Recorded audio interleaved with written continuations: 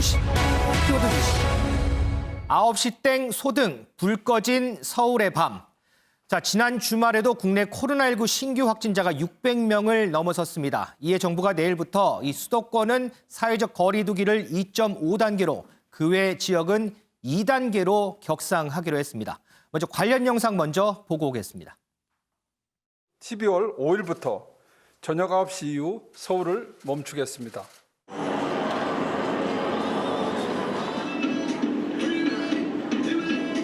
확진자가 늘었다 보니까 사실 너무 사태가 이제 심각해서 뭐 일단 손님이 일단 없어요. 제 주위에도 가게 문 닫으신 분들이 사실 너무나 많이 있어요.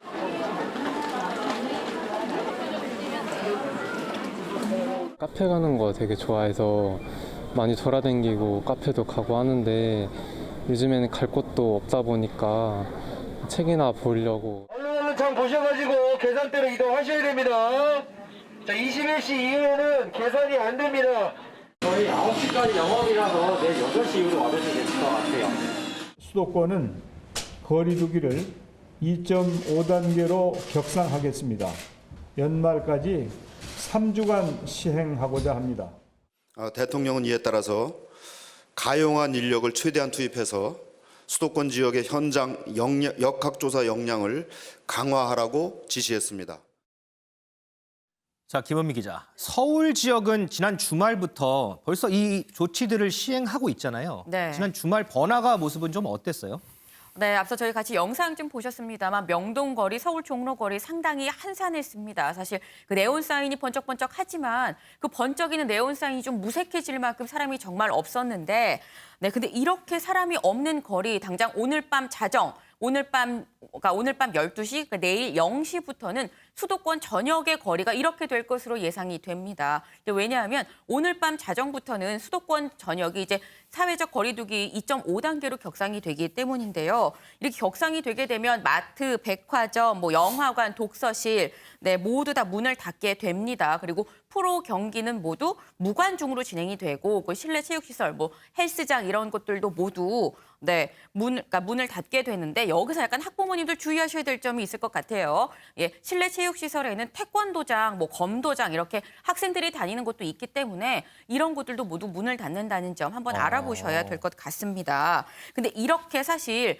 정부에서 격상하는 이유는 그만큼 상당히 지금 코로나 시국이 엄중하다고 판단했기 때문인데 그렇죠. 그렇기 때문에 문재인 대통령이 조금 전, 몇 시간 전에 이런 특별 지시를 내렸습니다. 네, 무슨 내용인가 하면 일단 수도권의 코로나19의 역학조사 역량을 강화해라. 군, 경찰 모두 투입해서 역학조사 역량을 강화하고 그리고 선별진료소에 주말, 휴일 같은 경우에는 검사할 수 있는 그 인력 자체가 상당히 적은데 야간과 휴일에도 운영을 대폭 확대하라고 특별 지시를 몇 시간 전에 내렸습니다.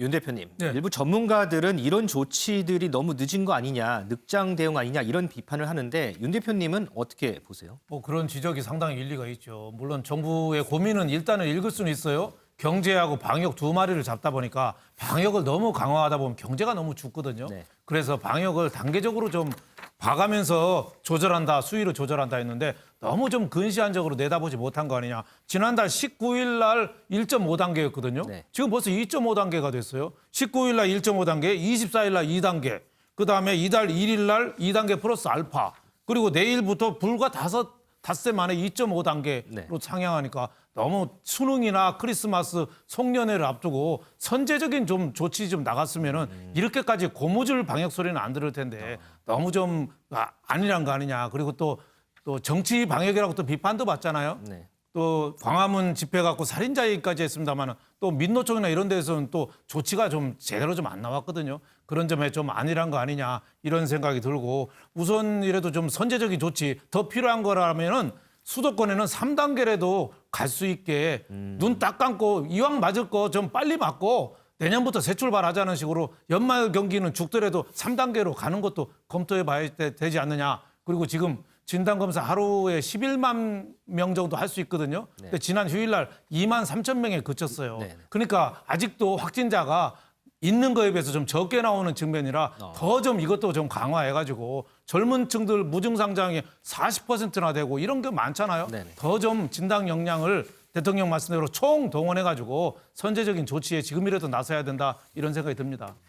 자, 김원민 기자. 네. 이런 상황에서 강민석 청와대 대변인도 자가격리에 들어갔다 이런 얘기도 나오더라고요. 네, 맞습니다. 사실 청와대에서 지난달 말에 이런 얘기를 했었습니다. 청와대에서 확진자가 나오면 책임을 묻겠다라고 했는데 강민석 청와대 대변인 현재 확진은 아니고요. 자가격리에 들어간 상태입니다. 근데 확진은 아니고 자가격리만 지금 하고 있는 맞습니다. 상태군요. 근데 왜 자가격리에 들어갔는지 좀 궁금하실 텐데 일단 그러니까 본인이 강민석 대변인이 직접적인 밀접 접촉자는 아닙니다. 밀접 접촉자는 아닌데 강민석 대변인이 자주 만나는 지인, 그 지인이 다니는 교육시설, 그 교육시설의 선생님 중에 한 분이 확진 판정을 지난 주말에 받았다고 합니다. 그래서 이렇게 사실 어떻게 보면 건너 지인의 다니는 교육시설에 거기에 선생님으로 멀긴 한데 사실 청와대는 셧다운되면 절대 안 되는 아주 중요한 곳 중에 한 곳이죠. 그리고 그렇죠. 대변인의 경우는 문재인 대통령을 직접적으로 하루에도 몇 번씩 대면을 하는 사람입니다. 때문에 상당히 보수적으로 해석을 해서 자체적으로 일단 먼저 오늘 오전에 검사를 받았고 자가격리에 들어갔는데 검사 결과는 오늘 오후에 나온다고 하니까요. 오늘 오후 결과 지켜보면 되겠습니다. 자, 윤지영 기자. 이렇게 사회적 거리두기 하고 사람들 뭐 여러 명 모이지 말라 이렇게 권고다고 하는데 또 반대로 막 사람들로 막 북적북적 하는 곳도 있다면서요. 네, 실내 취미 활동이 좀 제한이 되면서인지 스키장이 사람들로 좀 많이 북적이고 있는 스키장이요? 상황입니다. 네, 저희가 어제 오후 모습 좀 준비를 해봤는데요.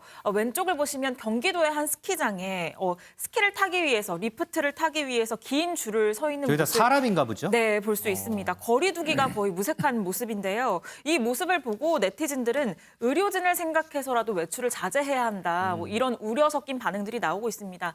다만 일부에서는 스키장의 경우에는 온 몸을 다 꽁꽁 싸매고 있기도 하고 마스크를 쓰고 있다면 뭐 별 문제 없는 거 아니냐라는 얘기도 한편으로는 나옵니다. 또 붐비는 곳이 있는데 바로 서점입니다. 지금 카페의 경우에는 착석이 모두 금지가 되어 있잖아요. 그렇죠. 그런 만큼 머물 곳을 찾는 사람들이 서점을 좀 대체제로 생각을 하는 것 같아요. 그래서 서점에 가는 사람들이 굉장히 많은데 마스크를 쓰고는 있지만 사람들이 이렇게 다 많이 모여가지고 이 책을 읽고 있는 모습이 좀 감염 우려가 굉장히 커 보이는 상황입니다. 저렇게 이제 사회적 거리두기 하면서 업종마다 이런 방역 수칙들이 다 다르잖아요. 네. 그러면서 좀 볼멘소리도 좀 나올 것 같아요. 네, 맞습니다. 음식점과의 비교를 하는 업계가 좀 많습니다. 먼저 실내 체육시설의 경우에는 앞서 김은미 기자가 얘기를 했던 것처럼 집합 금지 조치가 됩니다. 그렇게 되면 운영이 모두 중단이 되는데요. 이 기존에도 실내 체육시설의 경우에는 마스크를 필수적으로 쓰고 있어야 했거든요. 네. 그런데 이 실내 체육시설을 마스크를 필수인데 이게 음식점보다 더 위험한 게 어떤 부분이냐라고 볼멘 소리가 좀 나오고 있고요. 카페의 경우에도 착석은 되지 않는다고 말씀을 드렸잖아요. 근데 음식점에서는 9시까지는 앉아서 음식을 먹을 수 있는데 둘 사이에 어떤 차이가 있기 때문에 이렇게 규제를 하는 거냐라는 볼멘 소리가 나오고 있긴 합니다. 물론 음식점의 경우에는 의식주와 연관이 되어 있다는 점에서 어떤 필수적인 부분들이 있다는 판단에서 이걸 반영이 된 것 같긴 하지만 뭐 이런 얘기들이 나오고 있는 상황이고 그래서 청와대 국민청원에도 관련 게시글이 올라왔는데요. 네, 유사 카페와 무인 카페, 편의점 등 기타 업종의 밀집 도만 높이는 꼴이다. 카페에 대한 규제가요. 그래서 엉터리 규제라는 지적과 함께 이 밀집도 분산이 오히려 안전하다라는 지적이 나옵니다. 자, 요즘에 이 코로나19 확진자 이 비중을 보면요. 젊은 층 확진자가 상당히 많이 늘었습니다. 자, 이동석 기자. 그런데 지금 무증상 환자들이 많아서 본인이 코로나19에 걸렸는지 안 걸렸는지 모르는 사람들이 상당히 많다면서요. 네, 그렇습니다. 방역 당국은 2030 세대의 현재 확진자 증가수에 촉각을 곤두세우고 있는 모습입니다. 실제로 2030 확진자의 분포를 보면요. 10월에는 22.3%, 그리고 11월엔 28.7%, 12월에는 32.3%로 세 달간 약 10%포인트 이상 증가 추세를 보이고 있는데요. 계속 늘고 있군요. 그렇습니다. 10명 중 3명은 20, 30대가 코로나 확진 판정을 받은 것으로 이렇게 확인이 되고 있습니다. 전문가들은 이렇게 확진자가 감염될수록 무증상으로 지나가는 환자 수가 2030 세대에는 굉장히 많다고 전했는데요. 때문에 누구한테 전파됐는지, 그러니까 이렇게 선제 조치가 어려울 수밖에 없다고 방역 당국은 어려움을 현재 호소하고 있는 상황입니다. 또 젊은 층이 무증상인 경우가 많다 보니 전파력도 그만큼 높을 수 있고 또 어떻게 됐는지 확인 가능이 어려운 상황인데요. 우려스러운 부분은요. 수능을 마친 고3 수험생들입니다. 이들의 경우 논술, 면접 등의 일정이 남아있는 만큼 코로나로부터 철저한 예방이 현재 필요할 것 같습니다. 저희가 지난주에 전해드린 이 트로트 가수 이찬원 씨요. 이찬원 씨도 원래는 코로나19 증상이 없어서 본인이 코로나에 걸린 줄을 몰랐다고 합니다. 그런데 선제적으로 가서 검사를 해봤더니 그때 코로나 양성 판정을 받은 것으로 이렇게 알려졌는데 김 교수님, 상황이 지금 이런 상황이니까 더더군다나 이 만남 자체를 조금 자제하는 게 좋지 않을까 싶어요. 그렇죠. 젊은이들 뭐 혈기왕성하니까 만남 같은 거를 참기가 참 어려운데 지금 이찬원 씨 같은 경우도 증상이 있어서 지금 검사를 받은 게 아니래요. 그러니까 선제적으로 했는데 거기서 확진 판정이 된 거죠. 그런데 우리가 알다시피 그 사이에 이제 많은 분들을 접촉하잖아요.